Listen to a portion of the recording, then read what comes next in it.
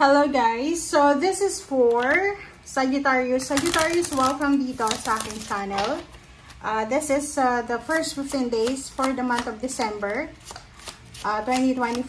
So titingnan natin Sagittarius kung anong messages na kailangan mong marinig.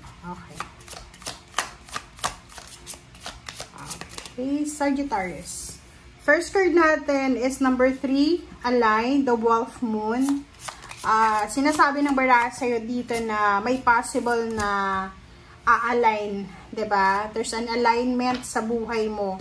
Kumbaga, the universe, your plans and the plans ng universe, ng yung mga pinagpipray nyo, ay posibleng same din sa blessing na, or halimbawa, yung lahat ng gusto nyo ay posibleng pumabor na sa inyo. Okay, parang ganun. Next card is the Barley Moon, Appreciate 23.5.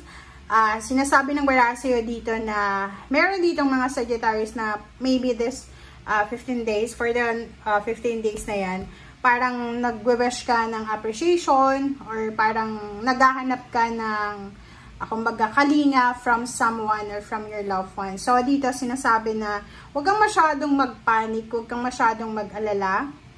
You need to be thankful and grateful sa lahat ng mga biyaya, pagpapala, or kahit yung mga bagay na hindi mo gusto, kailangan mo pa rin pagpasalamatan yan. And the appreciation card is sinasabi ng baraha na lahat ng meron tayo or wala tayo sa ngayon ay kailangan nating pagpasalamat yan. Okay, next natin.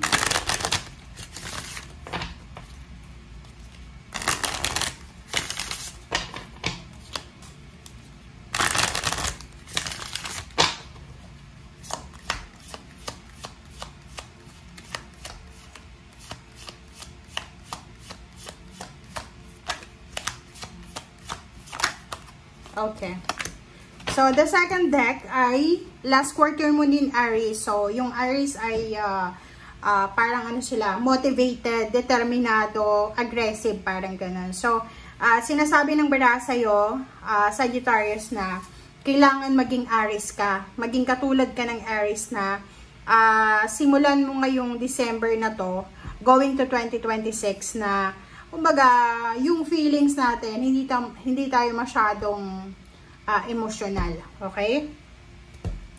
Kailangan is maging strong ka. Maging matatag ka, lalo sa emosyon. Kasi, ang Sagittarius, same din sila ng Aries tsaka Leo na fire sign. Pero kayo, Sagittarius, kayo yung medyo emotional sa mga fire sign. So, sinasabi ng baraha, kailangan mong trabahuhin ang iyong emotion. Masyado ka bang emosyonal, siloso, silosa, mabilis magtampo, mabilis magalit, mabilis, kung ano man ang mabilis sa inyo, kailangan nyo yan na trabahuhin. Okay? I-workout nyo. Okay. Okay, first card natin sa last deck is the Hermit.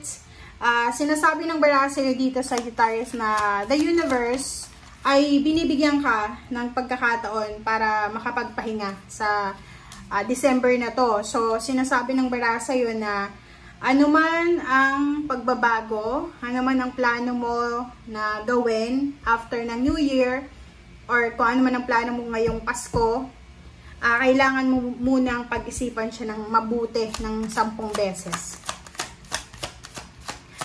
Sinasabi ng baraha sa'yo dito na etong 2 linggong ito ay eto na ang simula ng pagbabago sa buhay mo, lalo na sa financial and emotional. Magiging mas tahimik pa, mas stable, mas secured yung relationship mo. So, there's a celebration din. Like, may mag-asawa na nasa long distance relationship, boyfriend, girlfriend, na posibleng magkita na kayo sa within the December 1 to 15. Nasa gitna siya. Or maybe bago magpasko. Okay? Meron ditong couple. It's either mag-business partner, mag-asawa, mag-boyfriend, girlfriend. Sinasabi ng baraha na meron kayong dalawa or group kayo na isa-celebrate na financial success. So, pwedeng pareho kayong na-promote sa trabaho, na mag-asawa, mag-boyfriend, girlfriend. may hawak kayo na pera. Okay? There's a money, lump sum of money na posibleng hawak kayong dalawa. Especially kung yung relationship mo ay water sign, Pisces, Scorpion, Cancer. Diba? King of Wands, yung iba naman sa inyo dito ay sobrang busy sa trabaho. So, nakikita ko sa'yo dito na maybe yun, there's a plan for Christmas until New Year. So, ngayon na December 1 to 15 ay busy ka sa trabaho. So, kailangan mong tapusin lahat ng dapat tapusin. And there's an offer also. May mga financial offers ka. Doon sa mga gustong pumuntang ibang bansa, marami kayong matatanggap na offers na pwedeng kailangan yung i-consider. Okay? There's someone din, may isang tao dito na posibleng matutulungan ka. Bibigyan kanya ng mga advices, ng mga point of views, kung ano yung mga dapat mong gawin. Diba?